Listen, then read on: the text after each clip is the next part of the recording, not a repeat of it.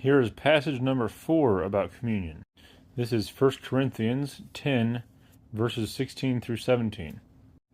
The cup of blessing that we bless, is it not a participation in the blood of Christ? The bread that we break, is it not a participation in the body of Christ? Because there's one bread, we who are many are one body, for we all partake of the one bread. So this is Paul talking about communion in 1 Corinthians, or his first letter to the Corinthians. My eyes are red and dry from walking outside, so that's why I look like this. But you can see here when Paul is talking about communion that even he is saying that it is bread and the body, or wine and the blood.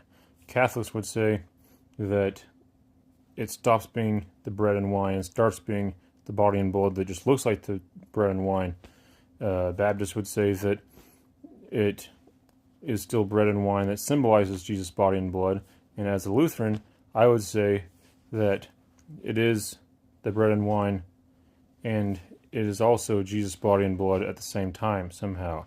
It doesn't stop being that, like the Catholics would say, and it doesn't only represent it.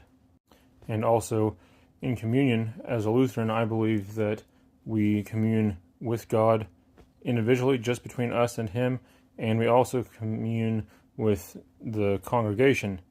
The congregation communes with Christ as well, because as Paul says right here, we are all members of one body, or we are all, because there's one bread, he says.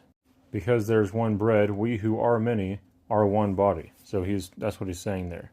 But here you can see that Paul is not saying this symbolizes this, or this bread is now the body, or this wine is now the cup, or this wine is now his blood.